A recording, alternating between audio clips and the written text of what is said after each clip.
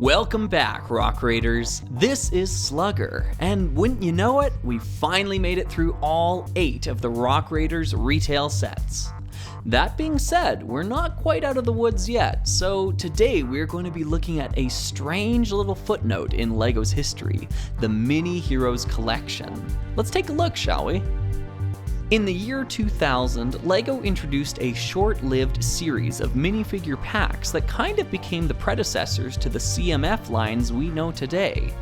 Each pack contains 3 figures with series-exclusive display stand, unique character card, and minifigure accessory. 2 of the sets only contained a single minifigure, one of which we will be discussing in detail today. Before diving into the Rock Raiders offerings here, I wanted to point out what a rogues gallery this whole series was. The themes LEGO chose to represent here were Rock Raiders, City, Ninja, and arguably Star Wars, even though the packaging for those sets conspicuously lacked the Mini Heroes moniker. This was probably because LEGO didn't want to sell a Sith Lord as being a mini hero. Hopefully I've been able to convey just how bizarre this series was, so let's get into what we came here for. 3347, 3348, and 3349 of the Rock Raiders Mini Heroes collection. Starting off with the packaging, each set has this unique box with a notable slat wall hook slot for hanging on a retail shelf. This is interesting because the Mini Heroes collection was never released for mass market retail stores, instead being largely exclusive to LEGO kiosks and shop at home, which, keep in mind, was very different compared to the ease of online shopping today. All of this factored into the current aftermarket scene and, well, we'll get to that. Let's start in reverse order by looking at 3349. This set contains Jet, Dox, and Axel.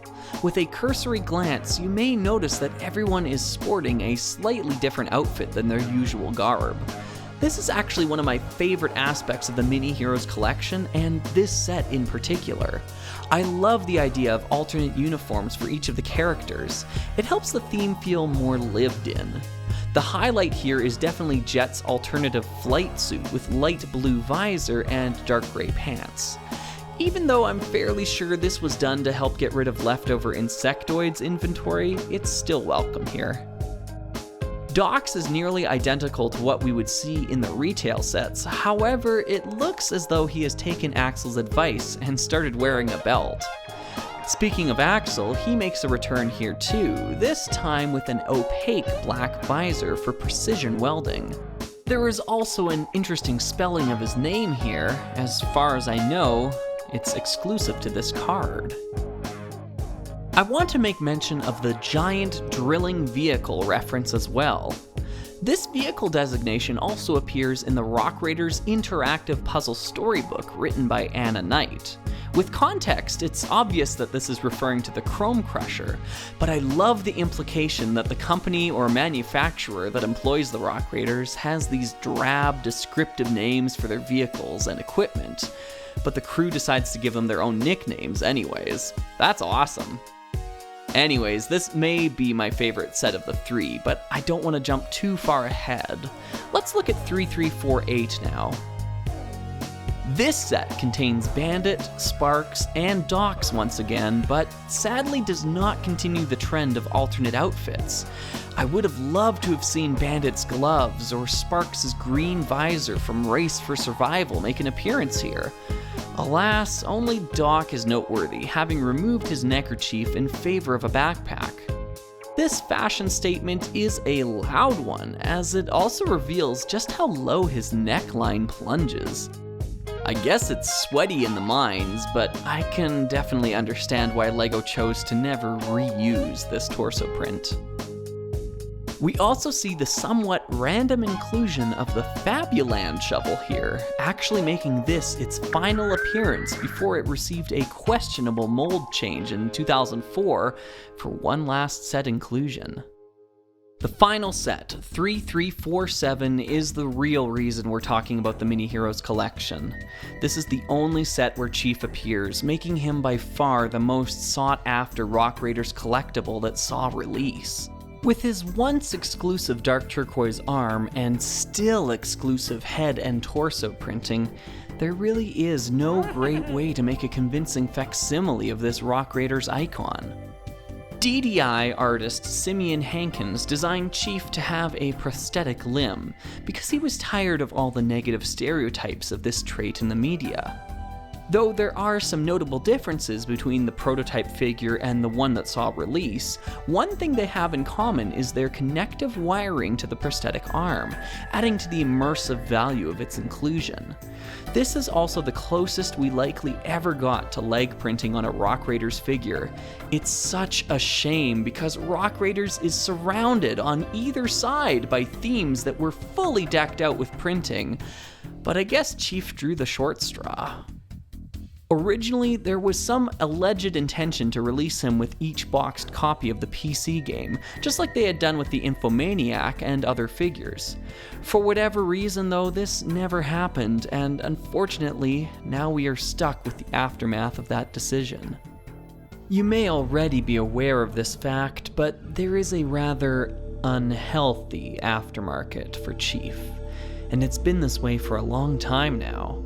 Reading stories about people buying Chief for $3 years ago is like a gut punch when you compare it to its current value at more than 100 times that amount. It is ridiculous, and sadly, it's a bubble that's here to stay. There's simply no feasible scenario where an average Chief will ever be worth less than $100 again. Even if someone found a shipping container full of these guys, there's nothing stopping them from doling them out one by one at these crazy prices that people like me have proven to be willing to spend to get their hands on this figure. Let me make this abundantly clear. Chief is not worth it. He is undoubtedly an amazing figure, and LEGO absolutely nailed his likeness here, but you should not spend this kind of money for him. I understand if you don't want to take financial advice from a slug, that makes sense, but Chief's rarity is largely artificial. Some sellers are content to sit on a dozen of them, throwing one up for sale every 2 or 3 months just to add to the scarcity. There are more than enough Chief figures out there to give one to every Rock Raiders collector, but now that the market has been cornered, I don't think we'll ever see that day. I never thought I would feel lucky that I had to spend only $200 to get Chief for myself, but these listings make my skin crawl. I'm not blameless or claiming to be in this whole thing either. The fact that I caved and shelled out the money for fear of missing out only helped drive these prices up, slowly but surely, every time someone makes one of these purchases. Those of us that paid an exorbitant sum to acquire this minifigure share some of the blame here. We didn't create this market, but we saw fit to patron it. I'm sorry everyone, this has turned into quite the downer, hasn't it? I wish I could just talk about how cool these little minifigures are and what a neat little oddity this LEGO series was. But not addressing the state of the aftermarket here would feel too much like willful ignorance or silent approval to me. In short, I can't recommend any of these sets as a result. 3348 and 3349 can still be found for more reasonable amounts, but even then, there's nothing here that warrants spending this kind of money for otherwise mundane and common figures. My recommendation would be to seek out the exclusive stand pieces and display your leftover figures using those. You can even print out cards using Xanthera's high-quality scans available in the description. In regards to Chief, he is now not only sought after by Rock Raider fans, but by LEGO profiteers as well. He may not have the pop culture impact of a Voldemort or Green Goblin, but he demands a higher price than both combined. If you still have Chief from when you were young, consider yourself fortunate. If this is your white whale, however, then I guess I have to wish you luck. I've been your host, R.R. Slugger, and I hope to see you next time for some more high adventure deep underground.